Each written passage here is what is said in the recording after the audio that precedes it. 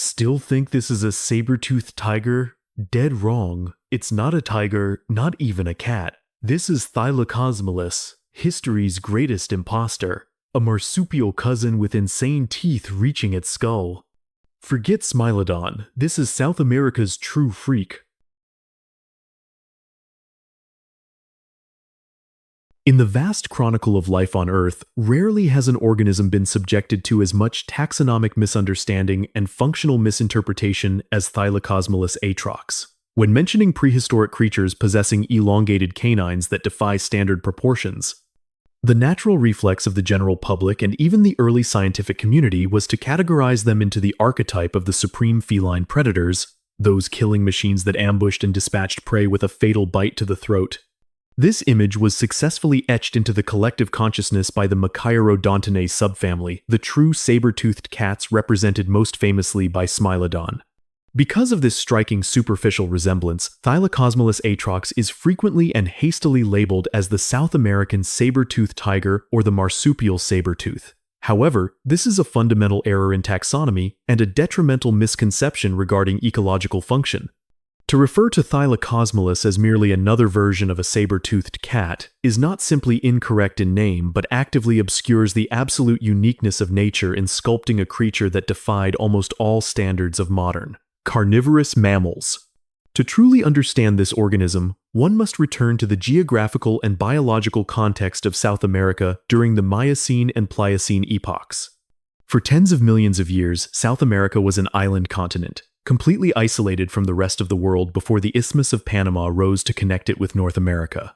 This prolonged geographical isolation transformed South America into a colossal and closed evolutionary laboratory where animal groups developed along distinct trajectories, free from competition with the placental mammals that were flourishing in the north. In that secluded world, the role of apex predator did not belong to cats, dogs, or bears, but to bizarre groups such as the terror birds known as Forus racidae and specifically the Sparacidonta order. Thylacosmilus atrox was the pinnacle and the final representative of these sparacidonts. They were not cats, they were not true placental carnivores, but rather distant cousins to modern marsupials like kangaroos or opossums. This familial relationship is foundational because it dictated core biological limits regarding metabolism, brain structure, and reproductive methods that Thylacosmilus could not transcend, regardless of how formidable its outward appearance might have been. The core issue that makes Thylacosmilus a complex and easily misunderstood subject lies in the phenomenon of convergent evolution. This is the process where organisms not closely related independently develop similar physical characteristics to adapt to similar environmental pressures or to solve the same survival equation. Thylacosmilus and Smilodon act as the classic example of this phenomenon, as both developed oversized upper canine teeth. However, if one looks deeper into the anatomical essence, this convergence stops at a superficial level. Modern science, through computed tomography scans of skulls and three-dimensional biomechanical simulations, has realized that the operational mechanics of Thylacosmilus were entirely distinct from any carnivorous mammal that has ever existed. It is a living paradox, a wielder of heavy weaponry that possessed weak jaw muscles, a creature with the appearance of an assassin that lacked the basic tools to slice meat or crush bone.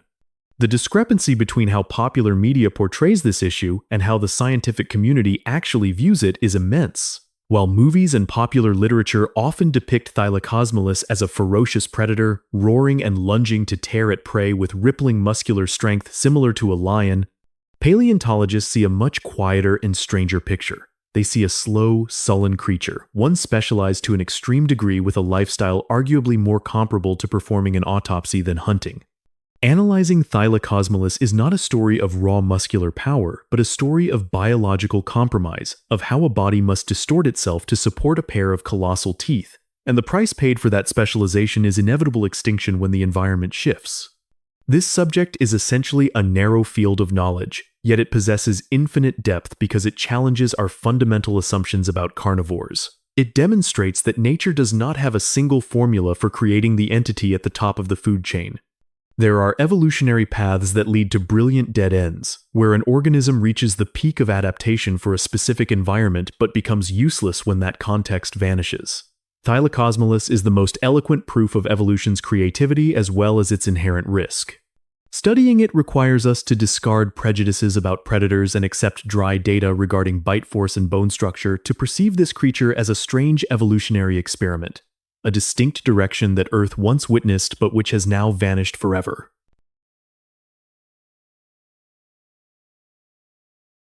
When diving deep into the anatomical analysis of Thylacosmilus atrox, we encounter a multitude of contradictory structural features, creating a biological picture that is illogical by modern standards, yet oddly logical within the context of the past. The starting point of any analysis must undoubtedly be the upper canine teeth, the trademark identification feature of this species. In saber-toothed cats like Smilodon, the canines had limited growth and the roots were embedded deep within the maxillary bone. But in Thylacosmilus, these teeth were a masterpiece of extremism. They were hypsilodont teeth, a term indicating open-rooted teeth that grow continuously throughout life, similar to the incisors of rodents. This has never been seen in any other large carnivorous mammal. The roots of these teeth did not stop at the upper jaw, but extended upwards over the forehead, curving around the eye sockets and nearly reaching the rear of the skull. This structure severely invaded the cranial space, compressing the nasal sinuses and reducing the size of the brain case. This demonstrates the absolute priority evolution placed on this weapon. The animal accepted the sacrifice of brain space and olfactory capacity to nurture these colossal teeth. The continuous growth suggests they were worn down very quickly during use, or perhaps this was a redundancy mechanism for frequent breakage. However, microstructural analyses of fossil tooth enamel reveal a surprising truth that the surface of Thylacosmilus teeth was quite smooth, with very few chaotic scratches or large chips compared to Smilodon. This data contradicts the hypothesis of using teeth to continuously pierce thick skin or impact the bones of prey during violent struggles. Teeth that grow forever, but show little wear consistent with heavy mechanical impact, create the first paradox that forces us to reconsider how this species utilized its weaponry. To protect these oversized teeth when the mouth was closed, the lower jaw of Thylacosmilus developed a bizarre bony structure, extending downwards to form two large sheaths or flanges. This bone acted as a natural scabbard, shielding the exposed canine portions and preventing them from snapping due to accidental impact while the animal moved or rested. However, this structure increased the weight of the head and hindered neck flexibility. The muscular system of the neck and shoulder region of Thylacosmilus was extremely developed, far more powerful than cats of similar size, yet it lacked rotational agility. The cervical vertebrae structure indicates it could not turn its head quickly from side to side to pursue or tear at prey struggling to escape. Instead, its neck was designed to generate pulling force backwards or driving force downwards along a fixed vertical axis. This suggests a static attack or feeding method requiring pure mechanical strength to pin down rather than reflex speed. The fatal weakness in the hypothesis regarding Thylacosmilus as an active hunter lies in bite force and dentition structure. Biomechanical simulations using finite element analysis show that the jaw muscles of this species were very weak. Its skull lacked the broad anchor points for the temporalis muscles, the muscle group responsible for generating crushing bite force in carnivores like lions or hyenas. If Thylacosmilus attempted to clamp down on a struggling prey animal with simple jaw force, its fragile skull and loose jaw joints would risk dislocation or shattering due to stress exceeding the bone's tolerance limit. Furthermore, its dentition completely lacked incisors in the upper jaw, and the lower incisors were blunt, small, and lacked clear function. In the world of carnivores, incisors act as small pliers to nip meat off bone, groom fur, and grip prey. The absence of incisors rendered Thylacosmilus utterly incapable of gnawing bone or stripping skin in the conventional manner. It could not perform the action of gripping and tearing small individual pieces of meat. Additionally, the rear molars, while functional for slicing meat, wore down in a manner consistent with crushing softer food rather than shearing through tough muscle and hard tissue. Another significant anatomical factor often overlooked is the position of the eye sockets. In apex predators, eyes are always directed straight forward to create binocular vision, allowing for precise depth perception to calculate pounce distances in a split second. Conversely, the eye sockets of Thylacosmilus faced somewhat sideways due to being displaced by the gigantic canine roots, making its facial structure resemble that of herbivores or scavengers. Its field of view was wider laterally, but its forward depth perception was significantly poorer. The lack of sharp stereoscopic vision was a massive disadvantage if it had to chase agile prey on the ancient South American savanna. Combined with short, stocky legs and a plantigrade foot structure where it walked on the whole foot rather than on the toes like cats or dogs, Thylacosmilus was clearly not a sprinter. It was slow, sluggish, and incapable of executing high-speed dashes or spectacular leaps to tackle prey. So, if it did not hunt like a leopard or lion, how did Thylacosmilus survive? This is where modern hypotheses overturn the entire issue. Recent studies, notably the work by Christine Janis and colleagues in 2020, have proposed a shocking direction that Thylacosmilus may have been a specialized organ eater or scavenger. This hypothesis relies on the combination of all the bizarre features mentioned above. The giant canines were not used to kill living prey that was fighting back, but were surgical tools to slice open the bellies of large carcasses of South American ungulates possessing thick skin that smaller scavengers could not penetrate. With its powerful neck muscles, it would drive the teeth into the carcass's abdomen and then use its entire body weight to pull backward, ripping open the thick skin and tough abdominal muscles to access the internal cavity. This hypothesis perfectly explains the lack of incisors. If the primary food source was soft, nutrient-rich internal organs like the liver, heart, and intestines, it did not need incisors to gnaw bone or tear tough meat clinging to the skeleton. Instead, the high vaulted palate structure and large hyoid bones suggest that Thylacosmilus possessed a massive and flexible muscular tongue. It likely used this tongue to suck or drag soft viscera out of the abdominal cavity, similar to how some anteaters use their tongues, but on a much bloodier and larger scale. This is a survival tactic of high-level scavenging or kleptoparasitism. It did not need to hunt laboriously, it only needed to use its body size and terrifying appearance to drive away smaller predators or terror birds, then use its specialized toolkit to exploit the most nutritious part of the carcass that others could not touch or reach. However, science never claims absolutes, and there are still debates about whether Thylacosmilus was capable of killing prey. Some researchers argue that despite the weak bite force, with its extremely strong neck muscles, it could still execute a precise strike into the trachea of restrained prey, using its head like a driven spike. But this scenario requires the prey to be stationary or completely pinned, an unlikely event given the species' short limbs and lack of sharp retractable claws capable of grappling. The claws of Thylacosmilus could not retract like a cat's. They were blunter and suited for digging or pinning static objects rather than latching onto a running animal. Therefore, the current balance of evidence leans towards the hypothesis of a soft tissue specialist. The extinction of Thylacosmilus further reinforces the view of this excessive specialization. When the Isthmus of Panama formed, creating the bridge for the Great American Biotic Interchange, placental carnivores from North America flooded south. They were not necessarily stronger than Thylacosmilus in terms of muscle or size, but they were more flexible, more intelligent, and most importantly, more versatile. True saber-toothed cats like Smilodon populator could both hunt effectively and scavenge when necessary. They had incisors to nip bone and molars to shear meat. Meanwhile, Thylacosmilus had evolved into a specialized dead end. When the food source of giant South American ungulates declined due to climate change and fierce competition from new immigrants appeared, its cumbersome toolkit and picky lifestyle became a death sentence. It could not switch to hunting small agile prey because it was too slow, nor could it compete with the aggression and pack tactics of the newly arrived wolves or bears. It died because it was too perfect for an old world that no longer existed.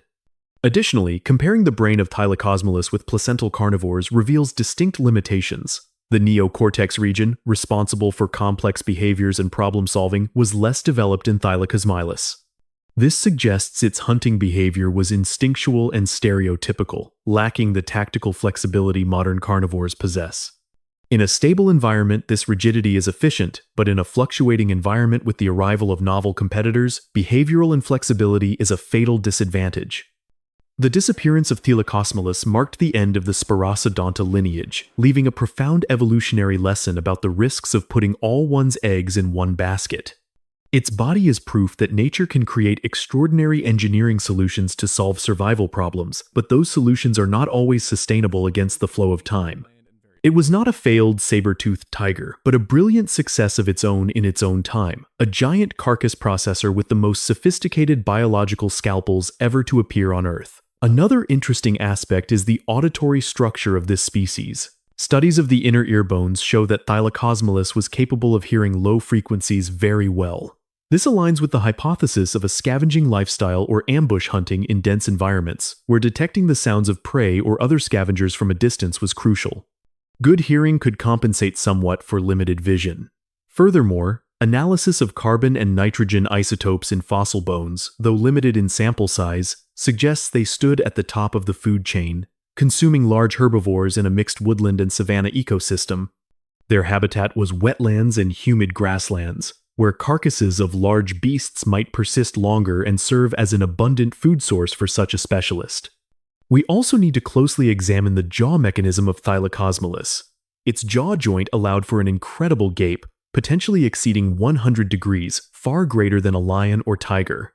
This capability was mandatory to clear the long canines from the chin sheaths and position them for an attack. However, opening the jaw so wide reduced the leverage of the jaw-closing muscles, making the bite force at the widest point the weakest. This further strengthens the argument that they did not use bite force to kill. Instead, their head acted as a lever arm with the canines as the spear tip. When attacking, they would open the jaw to the maximum, position the canines, and then use body weight and neck muscles to drive the teeth down. This is a killing or butchering technique requiring extreme precision and the cooperation of the prey, meaning the prey had to be immobile. This once again leads us back to the hypothesis of scavenging or eating the organs of dead prey. In summary, Thylacosmilus atrox is a creature of contradictions. It was powerful yet frail, heavily armed yet lacking basic tools, terrifying yet fraught with risk. Its existence challenges our imagination and forces us to think beyond established patterns. It is a masterpiece of isolated evolution, a perfect example of how far biology can go to adapt to a specific niche, and also a warning about the fragility of specialists in the face of Earth's ceaseless change. Sweeping away historical misconceptions, Thylacosmilus atrox is not a flawed tiger, but a flawless masterpiece of isolation. South America forged a ruler that relied not on brute strength, but on absolute anatomical precision. Visualize it as the surgeon of the natural world. When scavengers stood helpless before the thick hides of giant carcasses, Thylacosmilus used its full body weight to drive its fangs down, shearing open the fortified shell to siphon the organs with its muscular tongue. It was the wisdom of survival, using specialized tools to master a resource others were forced to ignore. Yet, this perfection was its death sentence. When the world shifted and versatile beasts arrived from the north, its specialized toolkit became a useless burden. It perished not from weakness, but because it was a master artisan, left behind by time too perfect for an old world that no longer existed. Thylacosmilus remains the tragic legacy of South America, teaching us a profound lesson. A terrifying appearance is often just a mask for a quiet livelihood, and nature's boundless creativity walks hand in hand with the ruthlessness of extinction.